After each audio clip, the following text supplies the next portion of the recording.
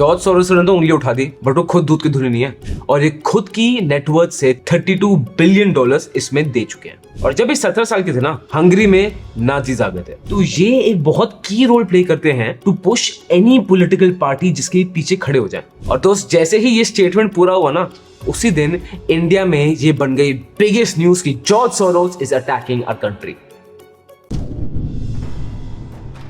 George Soros एक 92-year-old फिलॉन्थ्रोपिस्ट, ये एक जूइश फैमिली से हैं, हंगरी में रहते थे। और जब ये 17 साल के थे ना, हंगरी में नाजीज आ गए थे, जब जूस पे हीनियस एक्ट्स हुए थे एंड जूस की किलिंग मास में हो रही थी। तो इस सब के रहते हुए इन 1956 जॉर्ज सोरोस अपनी पूरी फैमिली के साथ न्यूयॉर्क शिफ्ट हो गए और वहां पे उन्होंने काम शुरू किया as a analyst in European markets and securities. अब भाई यहां था जब उन्होंने छप्पड़ फाड़ दिए, सबको बता दिया। व्हाई? बिकॉज उन्होंने इतनी बोल्ड इन्वेस्टमेंट्स की, इतने बोल्ड डिसीजंस लिए and most of them paid out, so much so कि 1973 में उन्होंने खुद का हेज फंड शुरू कर दिया। ये हेज फंड उन्होंने मैनेज किया था फ्रॉम 1969 टू 2011 और बिलियंस पैसे छापे हैं। और इनका one of the most famous stories है how he broke the bank of England. भाई साहब, बैंक ऑफ इंग्लैंड की धज्जा उड़ा दी। वैसे अब चाहते हो गोयला बैंक ऑफ इंग्लैंड पे वीडियो बनाए, कमेंट करके लिख दो bank of England, 200 comment, video आपकी। इसके बाद जॉर्ज सोरोस ने ओपन सोसाइटी फाउंडेशन शुरू की। ये एक नॉन प्रॉफिट ऑर्गेनाइजेशन है जो ग्रांट्स देती है टू इंडिविजुअल्स और ग्रुप्स जो भी प्रमोट करेगा डेमोक्रेसी को, ट्रांसपेरेंसी को एंड फ्रीडम ऑफ स्पीच को। ये इनकी foundation is available in more than 70 countries और ये खुद की नेटवर्थ से $32 बिलियन इसमें दे चुके हैं। तो नेचुरली जॉर्ज सोरोस पॉलिटिक्स में बहुत ज्यादा एक्टिव रहते हैं, बिकॉज इतना बड़ा फंड जिस पॉलिटिकल पार्टी के पास आएगा उसका तो एडवांटेज है। एंड वेरी फेमसली इन्होंने डेमोक्रेट पार्टी को बहुत ज्यादा बैकअप किया है इन यूएसए। जैसे हमारे यहाँ दो मेजर पार्टीज हैं, बीजेपी एंड कांग्रेस, वैसे ही यूएस में दो मेजर पार्टीज होती हैं, डेमोक्रेट्स एंड रिपब्लिकन्स। इन्होंने Barack Obama, Hillary Clinton, Joe Biden, इन सब के कैंपेन्स को फंड किया था। अब एक चीज जो हमें ध्यान रखनी है ना, जब भी इतना सारा पैसा किसी पॉलिटिकल लीडर के पीछे आएगा, हर चीज उसके फेवर में हो जाएगी, he can afford things, marketing campaigns हो जाएंगे। तो ये एक बहुत की रोल प्ले करते हैं to push any political party जिसके पीछे खड़े हो जाए। अब पूरी प्रॉब्लम की जड़ है म्यूनिक सिक्योरिटी कॉन्फ्रेंस। यहाँ पे जॉर्ज सोरोस आए थे और उन्होंने ओपनली बोला है नरेंद्र मोदी को जवाब देना होगा। जॉर्ज सोरोस इज सेइंग कि according to him Narendra Modi and जो बिजनेस टाइकून अडानी है ना, ये बहुत क्लोजली इंटरलिंक्ड है and Narendra Modi can not be more silent. उनको जवाब देना पड़ेगा टू द फॉरेन इन्वेस्टर्स। वो तो इतना दूर गए और उन्होंने ये भी बोला the biggest and the most frightening setback occurred in India where democratically elected Narendra Modi is creating a Hindu national state, imposing persuasive measures on Kashmir, a semi-autonomous Muslim religion, and threatening to deprive millions of Muslims of their citizenship। और दोस्त, जैसे ही ये statement पूरा हुआ ना, उसी दिन India में ये बन गई बिगेस्ट न्यूज की George Soros is attacking our country. मजे की बात ये है, जॉर्ज सोरोस ने तो उंगली उठा दी, बट वो खुद दूध की धुली नहीं है। उनपे बहुत सारी पॉलिटिकल कंट्रोवर्सीज हो रही हैं और बहुत सारी इकोनॉमिक कंट्रोवर्सीज भी हो रही हैं। शुरू करते हैं विद द पॉलिटिकल कंट्रोवर्सीज। एक कंट्रोवर्शियल एक्टर है by the name of Roseanne Barr. उन्होंने 2018 में ये ट्वीट करके लिखा था, by the way George Soros is a Nazi who turned on his fellow Jews to be murdered in German concentration camps and stole their wealth. Conspiracy ये है कि जब 1956 में जॉर्ज सोरोस ने और उनकी पूरी जू फैमिली ने हंगरी छोड़ा था बिकॉज नाजी का इन्वेजन हो गया था, उस समय उन्होंने अपने फेलो जूस को धोखा देकर डिस्गाइज में ही वेंट टू यूएसए, उन सबकी प्रॉपर्टी हड़प ली और नाजीज को हेल्प की against the juice. But again Soros has said कि ऐसा बिल्कुल भी नहीं हुआ है एंड ये कॉन्स्पिरेसी थ्योरी ही है बिकॉज कोई फैक्चुअल प्रूफ नहीं है इसके अगेंस्ट। टर्की में 2013 में गेजी पार्क प्रोटेस्ट हुए थे and according to the Turkish president ये पूरी प्रोटेस्ट हुई थी only because of George Soros. Donald Trump ने 2020 में बोला था जॉर्ज सोरोस फाइनेंस कर रहा है एंटी फैशिस्ट प्रोटेस्टर्स को।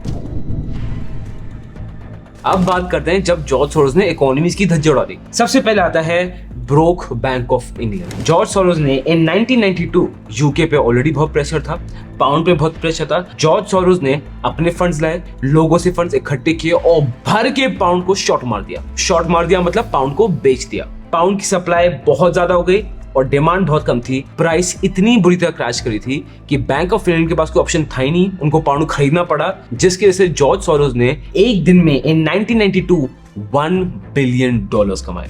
फिर आया एशियन क्राइसिस और पूरा एशियन क्राइसिस का ब्लेम जॉर्ज सोरोस पे डाल दिया गया।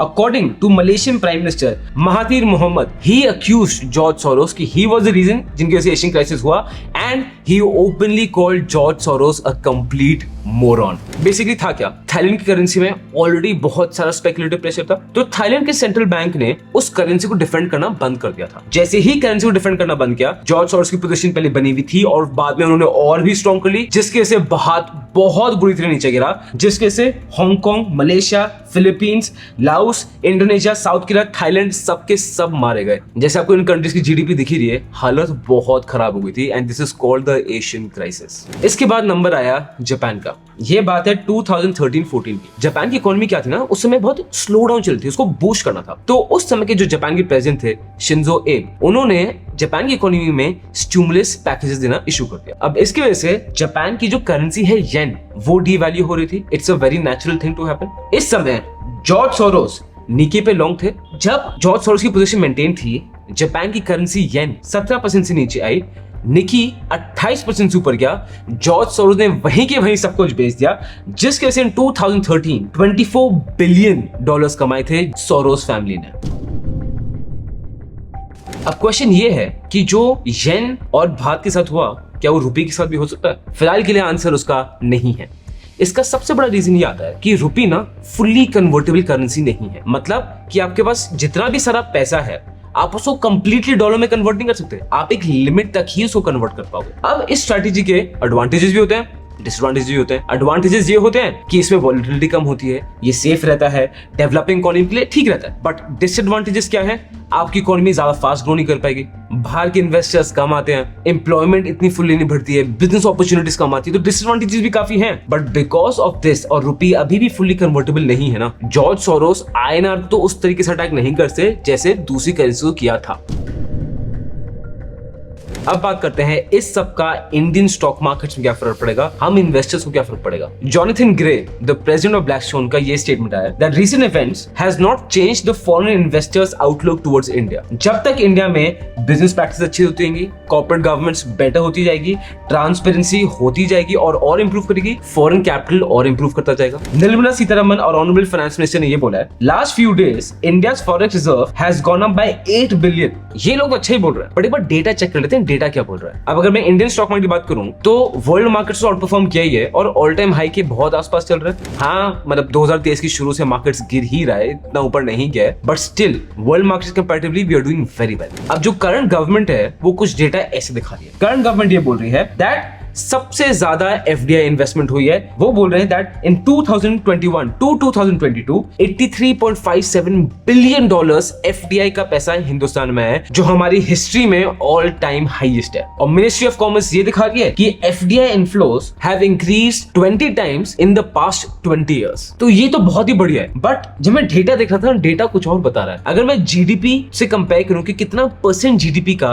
एफडीआई पैसा ला रहे हैं, तो इन 2008 it was 3.4%, in 2014 it was 1.5%, and in 2021 it is only 1.4%. and this is despite the fact कि जबकि नरेंद्र मोदी ने कितने सारे सेक्टर्स को एफडीआई के लिए खोल दिया है, उसके बाद ये है।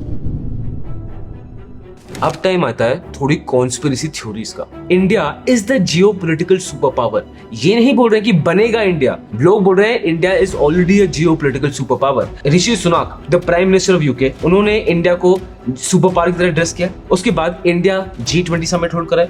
उसके बाद अगर आपको याद हो, टर्की में सबसे पहले हेल्प करने इंडिया गया था। एंड टर्की, जो पाकिस्तान का इतना क्लोज एलाय था, हमेशा पाकिस्तान के बैक में खड़ा रहता था, अब Turkey is leaning towards India. मतलब यार, टर्की के सिटीजंस, टर्की की आर्मी इंडियन फ्लैग लेके खड़े हो रहे हैं, and this is a thing to be super proud. India के geopolitical relations have never been better.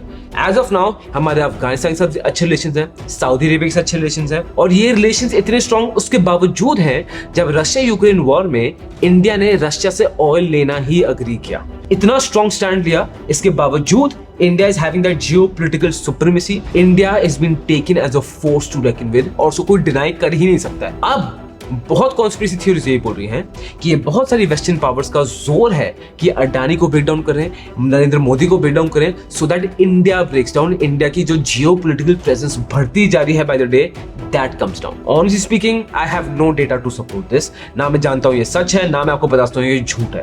ये कॉन्स्पिरेसी थ्योरीज और मेरा काम है आपको बताना. अब ये सच हो या झूठ हो, stock market in the short run can be a little dicey. Long run में तो मैं बहुत ऑप्टिमिस्टिक हूँ, इंडिया को रोकता, बट शॉर्ट टर्म में थोड़ा डाइसी हूँ. उसका मतलब ये नहीं है कि आप अपनी लॉन्ग टर्म इन्वेस्टमेंट बेचने पे आ जाओ. इसका मतलब बस ये है थोड़ा सा हिंडनबर्ग और डानी को क्लोजली ट्रैक करके just have a strong stop loss on the markets.